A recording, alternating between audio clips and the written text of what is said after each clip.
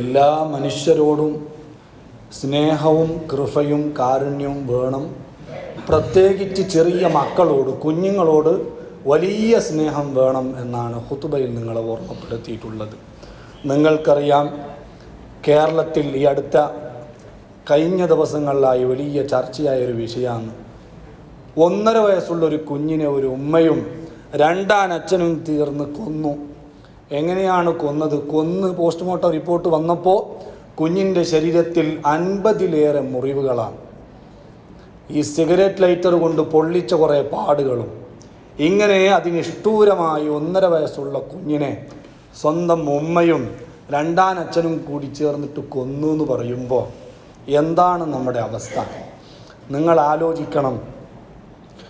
ഹദീസിൽ നബി സല്ലല്ലാഹു അലൈഹി വസല്ലം തങ്ങൾ പറഞ്ഞത് നിങ്ങൾ കേട്ടു. ലൈസ മിന്ന മല്ലം യർഹം സഗീറന വലം യഅരിഫു ശറഫ കബീരിന. ചെറിയ കുട്ടികളോട് കാരുണ്യം കാണിക്കാത്തവൻ, കൃപയില്ലാത്തവൻ, അവൻ നമ്മളെപ്പോലെയല്ല, അല്ലെങ്കിൽ നമ്മളെ ജാതിയിൽപ്പെട്ടവനല്ല, നമ്മളെ കൂട്ടത്തിൽപ്പെട്ടവനല്ല. എന്തുകൊണ്ടാണ് ചെറിയ കുട്ടികളോട് മാത്രം കാരുണ്യം കാണിക്കണം എന്ന് ആ ഹദീസിൽ പറഞ്ഞിട്ടുള്ളത്? ഇമാം മുനാവി തങ്ങൾ ഫൈദുൽ ഖദീറിൽ പറഞ്ഞു, ചെറിയ കുട്ടികൾക്ക് നമ്മളിലില്ലാത്ത 2 പ്രത്യേകതകളുണ്ട്. അതെന്താ? ഒന്ന് ലി അജിസിഹി, ചെറിയ കുട്ടികൾ ശേഷി കുറഞ്ഞവരായിരിക്കും, ബലഹീനരായിരിക്കും. വലിയ ആളോട് മുട്ടാൻ വേണ്ടി പോയാൽ തിരിച്ചതുപോലെ പണി കിട്ടും. അതേസമയം കുട്ടികളെ നമ്മൾ എന്തെങ്കിലും ചെയ്തിട്ടുണ്ടെങ്കിൽ അവർ കിടന്ന് കരയലല്ലാതെ തിരിച്ച് ഒരു റിയാക്റ്റും ചിലപ്പോൾ ഉണ്ടായിക്കൊള്ളുന്നില്ല. മറ്റൊന്ന് വലിയ ആളുകളാകുമ്പോൾ അവരുടെ ജീവിതത്തിൽ ഒരുപാട് തെറ്റുകളും തിന്മകളും വൃത്തികേടുകളും സംഭവിച്ചിട്ടുണ്ടാകും. കുട്ടികൾ അതിൽ നിന്നെല്ലാം സംശുദ്ധരാണ്. അതുകൊണ്ട് കൂടുതൽ കൃപയും കാരുണ്യവും അവർ അർഹിക്കുന്നു എന്നതുകൊണ്ട് കുട്ടികൾക്ക് കൂടുതൽ കാരുണ്യം വേണം. കുട്ടികൾ തെറ്റ് ചെയ്യുന്നത് കുറവായിരിക്കും. ഇനി അങ്ങനെ ഒരു കുട്ടിയുടെ ജീവിതത്തിൽ എന്തെങ്കിലും ഒരു തെറ്റ് സംഭവിച്ചു, കളവ് പറഞ്ഞു, അല്ലെങ്കിൽ കട്ടെടുത്തു, എന്നാൽ തന്നെ മുസ്ലിംകളായ നമ്മുടെ വിശ്വാസം ആ കുട്ടിക്ക് പ്രായപൂർത്തിക്ക് മുമ്പ് ചെയ്യുന്ന തെറ്റിൻ്റെ പേരിൽ അള്ളാഹ് ശിക്ഷ കൊടുക്കൂല എന്നാണ്. മഹാനായ ഇബ്നു ഹജർ ഹൈതമി റളിയല്ലാഹു അൻഹു ഹജ്ജിന്റെ ബാബിൽ പറഞ്ഞു, വലാ യുക്തബു അലൈഹി മഅസിയത്തുൻ ഇജ്മാഅ. കുട്ടികൾ തെറ്റ് ചെയ്താൽ അത് തെറ്റായിട്ട് അവന്റെ തിന്മയുടെ രേഖയിൽ അള്ളാഹ് രേഖപ്പെടുത്തൂല എന്നതിൽ ഇജ്മാ ഉണ്ട്, ഏകകണ്ഠ തീരുമാനമാണ്. ഒരു പണ്ഡിതൻ പോലും കുട്ടികളുടെ തെറ്റ് തെറ്റായിട്ട് അള്ളാഹ് എഴുതൂ എന്ന് പറഞ്ഞിട്ടില്ല. അത് ഇജ്മാ ഉള്ള മസലയാണ്. അതുകൊണ്ട് തന്നെ മുസ്ലിംകളായ കുട്ടികൾ പ്രായപൂർത്തിക്ക് മുമ്പേ മരിച്ചു പോയിട്ടുണ്ടെങ്കിൽ അവർ സ്വർഗത്തിൽ പോകുമെന്ന വിഷയത്തിലും ഇമാം നവവി തങ്ങൾ ശർഹ് മുസ്ലിമിൽ ഇജ്മാ ഉദ്ധരിച്ചിട്ടുണ്ട്. പ്രായപൂർത്തിക്ക് മുമ്പ് മരിച്ചു പോകുന്ന ചെറിയ കുഞ്ഞുങ്ങളില്ലേ, അവർ തീർച്ചയായും സ്വർഗത്തിലാണ് എന്നല്ല. ഇമാം നവവി തങ്ങൾ പറഞ്ഞു, അമുസ്ലിം കുട്ടികൾ, കാഫിരീങ്ങളുടെ മക്കൾ പ്രായപൂർത്തിക്ക് മുമ്പ് മരിച്ചു പോയാലോ അവരും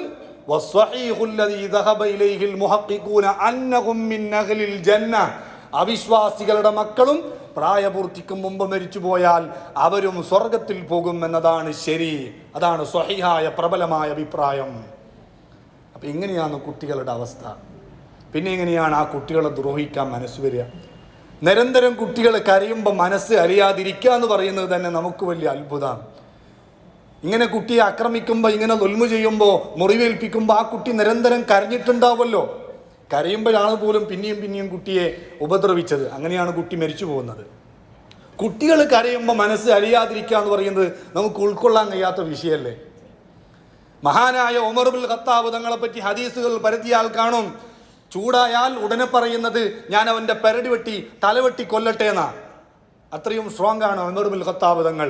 പക്ഷേ അതേ ഉമർ ഇബ്നുൽ ഖത്താബ് റളിയല്ലാഹു അൻഹുവിന്റെ ചരിത്രത്തിൽ കാണാം, അൽ ബിദായത്തു വൻ നിഹായയിൽ ഇബ്നു കസീർ ഉദ്ധരിക്കുന്നുണ്ട്, ഒരു ദിവസം രാത്രി ഉമർ ഇബ്നുൽ ഖത്താബ് തങ്ങൾ ഒരു കുഞ്ഞിന്റെ കരച്ചിൽ നിരന്തരം കേൾക്കുകയാണ്. 2 or 3 തവണ ആ വീട്ടിൽ ചെന്നിട്ട് ഉമ്മയോട് പറഞ്ഞു, ഇത്തഖില്ലാഹ വഅഹ്സിനി ഇലാ സബിയിക്, പെണ്ണെ, കുട്ടിയുടെ കാര്യത്തിൽ പടച്ചവനെ പേടിക്കണം, കുഞ്ഞിന്റെ കരച്ചിലടക്കാൻ ആവശ്യമുള്ള എല്ലാ നല്ലതും കുട്ടിക്ക് ചെയ്തു കൊടുക്കണം. അങ്ങനെ തഹജ്ജുദിന് വേണ്ടി എഴുന്നേറ്റപ്പോൾ പിന്നെയും കുഞ്ഞിന്റെ കരച്ചിൽ ആ വീട്ടിൽ നിന്ന് കേൾക്കുന്നുണ്ട്. ഉമർ ഇബ്നുൽ ഖത്താബ് തങ്ങൾ ആ വീട്ടിൽ ചെന്നിട്ട് പറഞ്ഞു, വൈഹക്കി ഇന്നക്കി ഉമ്മു സൗഇൻ, നീ എന്തൊരു വൃത്തികെട്ട, എന്തൊരു കുഞ്ഞിനെ വിഷമിപ്പിക്കുന്ന പെണ്ണ. രാത്രി മുഴുവനും കുഞ്ഞ് കരയല്ലേ, എന്താണ് കുഞ്ഞിന്റെ പ്രശ്നം? അപ്പൊ ആ ഉമ്മ പറഞ്ഞു, ഈ കുഞ്ഞ് വെറുതെ കരയല്ല, ഞാൻ മുലകുടി നിർത്താൻ ശ്രമിക്കുക, മുലപ്പാൽ അവസാനിപ്പിക്കാൻ ശ്രമിക്കുക. ഉമ്മമാരെ സംബന്ധിച്ചിടത്തോളം കുട്ടികളുടെ മുലപ്പാൽ നിർത്തുക എന്ന് പറയുന്നത് വലിയൊരു ടാസ്ക്കാണ്, വലിയൊരു റിസ്ക് ഉള്ള കാര്യമാണ്. പെട്ടെന്നൊന്നും കുഞ്ഞുങ്ങൾ മുലകുടി മാറ്റൂല. അപ്പം അതിന് പല പണികളും എടുക്കലുണ്ട് സ്ത്രീകൾ. അതേപോലെ ഞാൻ ഈ കുഞ്ഞിൻ്റെ മുലപ്പാൽ നിർത്തിയിട്ട് മറ്റെന്തെങ്കിലും ഭക്ഷണം കൊടുത്ത് ശീലിപ്പിക്കാനുള്ള ട്രെയിനിങ്ങിലാണ്. അതുകൊണ്ടാണ് കുഞ്ഞിങ്ങനെ കരയുന്നത്. അപ്പോൾ ഉമറുൽ ഖത്താബ് തങ്ങൾ ചോദിച്ചു, കുഞ്ഞിന് എത്ര പ്രായമായിട്ടുണ്ട്? 2 വർഷക്കാലം മുല കൊടുക്കണം എന്നല്ലേ ഖുർആൻ പറഞ്ഞത്? അപ്പോൾ പറഞ്ഞു, കുറച്ച് മാസങ്ങളെ ആയിട്ടുള്ളൂ. 2 വർഷം പോയിട്ട് മാസങ്ങളെ ആയിട്ടുള്ളൂ. അതിനു മുമ്പേ കുഞ്ഞിൻ്റെ മുലപ്പാൽ നിർത്താൻ വേണ്ടി ഉമ്മ ശ്രമിക്കുകയാണ്. അപ്പോൾ ഉമർ ഖത്താബ് തങ്ങൾ പറഞ്ഞു, 2 കൊല്ലം മുല കൊടുക്കണം എന്നല്ലേ നിയമം, പിന്നെന്തിനാണ് നേരത്തെ മുലകുടി നിർത്തുന്നത്? അപ്പൊ പറഞ്ഞു, ഞങ്ങളുടെ നാട്ടിലെ ഭരണാധികാരി ഉമർ ബിൻ ഖത്താബ് തങ്ങളുടെ സർക്കാർ ധനസഹായം പ്രഖ്യാപിച്ചിട്ടുണ്ട്. പക്ഷേ ആ ധനസഹായം കിട്ടണമെങ്കിൽ മുലകുടി നിർത്തിയ കുട്ടികൾക്ക് ഉമറിന്റെ സർക്കാരിലെ ധനസഹായങ്ങൾ കിട്ടുള്ളൂ. അതുകൊണ്ട് ധനസഹായം കിട്ടാൻ വേണ്ടിയിട്ട്, സർക്കാർ വകയുള്ള ആനുകൂല്യങ്ങൾ, അലവൻസുകൾ കിട്ടാൻ വേണ്ടിയിട്ട് ഞാൻ നേരത്തെ മുലകുടി മാറ്റാനുള്ള ശ്രമത്തിലാണ്. ഇത് കേട്ടപ്പോൾ ഉമർ ബിൻ ഖത്താബ് തങ്ങൾ പറഞ്ഞു, സുബ്ഹാനല്ലാഹ്, ഇതിപ്പോൾ നിങ്ങൾ ഒരു പെണ്ണുങ്ങളാണ്, ഇങ്ങനെ എത്ര പെണ്ണുങ്ങൾ ഈ നാട്ടിൽ ഇതുപോലെ നേരത്തെ കാലത്ത് മുലകുടി നിർത്തിയിട്ടുണ്ടാവും സർക്കാരിൽ നിന്നുള്ള ആനുകൂല്യങ്ങൾ കിട്ടാൻ. ഇത് കേട്ടിട്ട് ഉമർ ബിൻ ഖത്താബ് തങ്ങൾക്ക് കരച്ചിൽ വരാൻ തുടങ്ങി. സ്വന്തം ശരീരത്തെ കുറ്റപ്പെടുത്തി. ബൂസല്ലി ഉമർ, ഉമർ എന്തൊരു മോശമാണ്, എന്തൊരു മോശം തീരുമാനമായി പോയി എന്റേത്.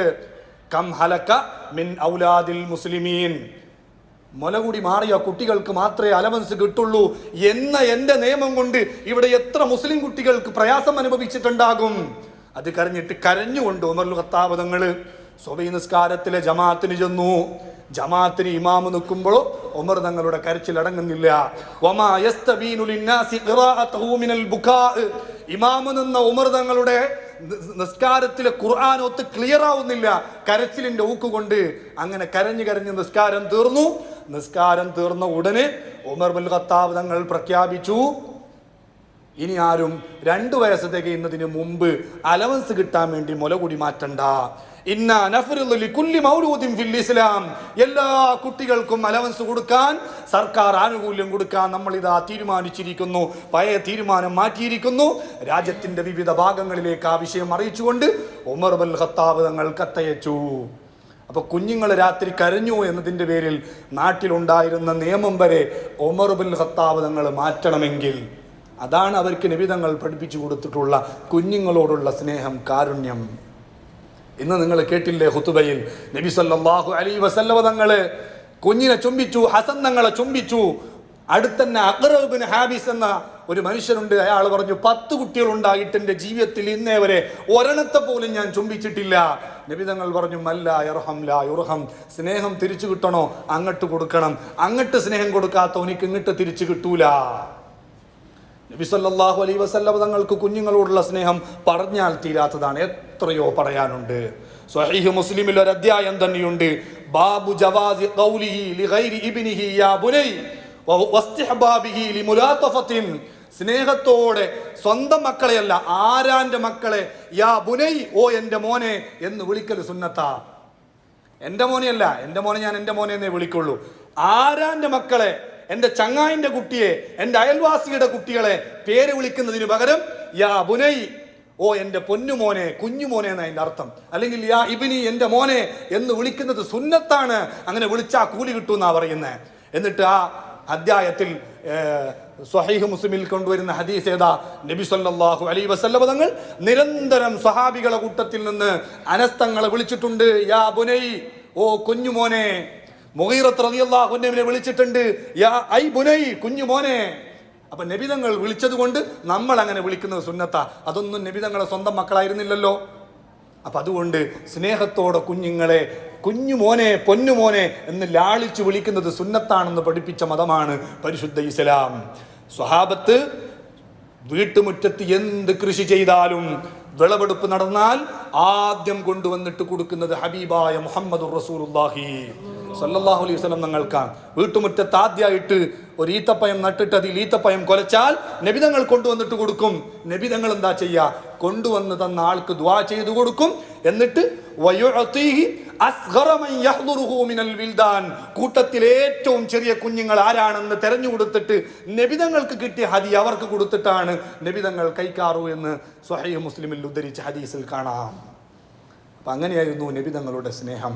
അപ്പം അതുകൊണ്ട് നമ്മൾ കുട്ടികളെ സ്നേഹിക്കുക. ഇനി സ്നേഹിക്കാൻ പറ്റുന്നില്ലെങ്കിൽ ഉപദ്രവിക്കരുത്. നമ്മളെ ഫിഖിന്റെ കിതാബിൽ പറഞ്ഞില്ലേ, കുട്ടികളെ ചുംബിക്കുന്നത് സുന്നത്താണ്. കിതാബുൽ അദ്കാറിൽ ഇമാം പറഞ്ഞിട്ടുണ്ട്, ശറഹുൽ മുദവിൽ ഇമാം പറഞ്ഞിട്ടുണ്ട്, സ്നേഹത്തോടെ കുട്ടികളുടെ കവിള് ചുംബിക്കുന്നത് സുന്നത്താണ് എന്നല്ല. കിതാബുൽ അദ്കാറിൽ പറഞ്ഞു വകദാ അത്റാഫുഹു, കവിള് മാത്രമല്ല ശരീരത്തിന്റെ ഏത് ഭാഗം ചുംബിക്കുന്നതും അവയവങ്ങൾ ചുംബിക്കുന്നതും സുന്നത്താണ്. കുട്ടികളെ സ്നേഹത്തോടു കൂടെ ചുംബിച്ചാൽ അള്ളാഹ് നമുക്ക് ഇങ്ങോട്ട് കൂലി തരിക. ഇതാണ് പരിശുദ്ധ ഇസ്ലാം. അതുകൊണ്ട് ഞാൻ അവസാനിപ്പിക്കുകയാണ്. മഹാനായ സുൽത്താൻ സലാഹുദ്ദീൻ അയ്യൂബി നിങ്ങളൊക്കെ കേട്ടിട്ടുണ്ടാകും. 25 വർഷക്കാലം ഭരണം നടത്തുകയും അതോടൊപ്പം പടത്തലവനാവുകയും ചെയ്ത പ്രഗൽഭൻ അതാണ് സലാഹുദ്ദീൻ അയ്യൂബി.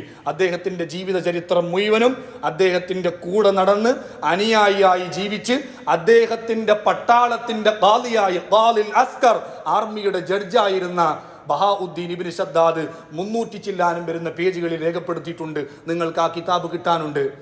അന്നവാദിർ സുൽത്താനിയ വൽ മഹാസിനുൽ യൂസുഫിയ ഗ്രന്ഥത്തിന്റെ പേരാ. അതിലൊരു സ്ഥലത്ത് പറയുന്നുണ്ട്, മഹാനായ സലാഹുദ്ദീൻ അയ്യൂബി തങ്ങൾ യൂറോപ്യൻസുമായിട്ടുള്ള യുദ്ധത്തിന്, കുരിശുദ്ധത്തിന് വേണ്ടി തയ്യാറെടുപ്പ് നടത്തുകയാണ്. അപ്പോൾ ശത്രുപക്ഷം മുന്നിലുണ്ട്, സലാഹുദ്ദീൻ അയ്യൂബിയും പട്ടാളവും ഇപ്പുറത്തുമുണ്ട്.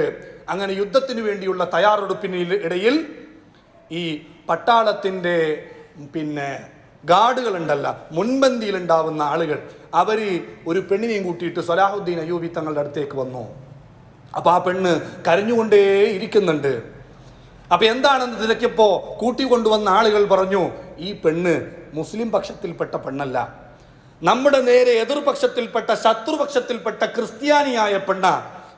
അപ്പൊ എന്തിനാണ് ഇവള് വന്നത്? തർജുമാനെ വിളിപ്പിച്ചിട്ട് പെണ്ണിനോട് കാര്യം തിരക്കി, എന്തിനാണ് നീ കരഞ്ഞുകൊണ്ട് എന്നെ കാണാൻ വേണ്ടി വന്നത്? അപ്പൊ ആ പെണ്ണ് പറയാ, കഴിഞ്ഞ രാത്രി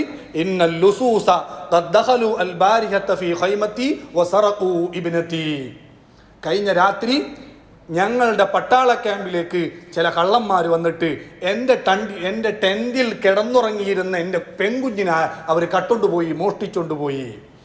ഞാൻ രാവിലെ വരെ ആർത്ത് കരഞ്ഞു, പക്ഷെ തിരിച്ചു കിട്ടിയില്ല. അപ്പൊ ആ കൂട്ടത്തിൽപ്പെട്ട ആരോ എന്നോട് പറഞ്ഞു, നമ്മുടെ എതിർപക്ഷത്തുള്ള മുസ്ലിം പക്ഷത്തുള്ള ഭരണാധികാരി, അദ്ദേഹം ആളൊരു കരീമും റഹീമുമാണ്, വലിയ ദയുള്ള ആളാ, അദ്ദേഹത്തോട് ചെന്നിട്ട് നീ പറഞ്ഞേക്ക്, ചിലപ്പോൾ നിന്റെ പെൺകുട്ടിയെ കിട്ടിയേക്കാം.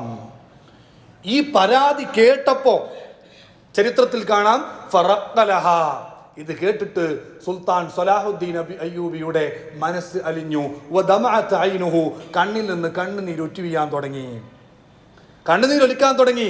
സ്വന്തം കുഞ്ഞല്ല, നമ്മളെ തോൽപ്പിച്ച് പരാജയപ്പെടുത്തി കൊന്നൊടുക്കാൻ വേണ്ടി വന്ന ശത്രു വിഭാഗത്തിൽപ്പെട്ട ഒരാളുടെ കുഞ്ഞ്, ഒരു പെണ്ണിന്റെ കുഞ്ഞ് നഷ്ടപ്പെട്ടു എന്ന് കേട്ടപ്പോ സലാഹുദ്ദീൻ അയ്യൂബി തങ്ങളുടെ കണ്ണ് നിറയാ.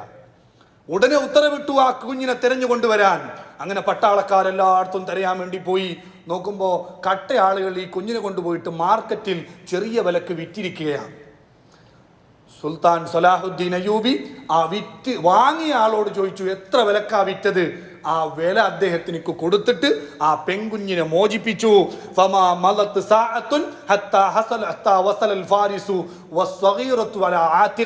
ആ പെണ്ണിവിടെ വന്നിട്ട് 1 മണിക്കൂർ തികയുന്നതിനുള്ളിൽ ആ ഉമ്മന്റെ കയ്യിലേക്ക് പെൺകുട്ടിയെ സലാഹുദ്ദീൻ അയ്യൂബി സേഫായിട്ട് തിരിച്ചു കൊടുത്തു. ഇതാണ് നമുക്ക് മുൻഗാമികൾ പഠിപ്പിച്ചു തന്ന മാതൃക. സ്വന്തം കുഞ്ഞല്ല, അല്ലെങ്കിൽ മുസ്ലിം പക്ഷത്തുള്ള ഏതെങ്കിലും കുഞ്ഞല്ല, ശത്രുപക്ഷത്തിൽ യുദ്ധം ചെയ്യാൻ വേണ്ടി വന്നയാളുടെ കുഞ്ഞിനെ സേഫായിട്ട് കണ്ടെത്തിയിട്ട് തിരിച്ചു കൊടുക്കണമെങ്കിൽ കുട്ടികളോട് അങ്ങനെ പെരുമാറാനാണ് ഇസ്ലാം നമ്മോട് പഠിപ്പിച്ചിട്ടുള്ളത്. അപ്പം അങ്ങനെ ആയിരിക്കണം നമ്മുടെ കുട്ടികളോടുള്ള സമീപനം. നമുക്ക് സ്നേഹിക്കാൻ പറ്റുന്നെങ്കിൽ സ്നേഹിക്കുക, അതിന് പറ്റുന്നില്ലെങ്കിൽ ദ്രോഹിക്കാതിരിക്കുക. അല്ലാഹു സുബ്ഹാനഹു വ തആല നമ്മുടെ മക്കളെയൊക്കെ സ്വാലിഹീങ്ങളിൽ ഉൾപ്പെടുത്തട്ടെ.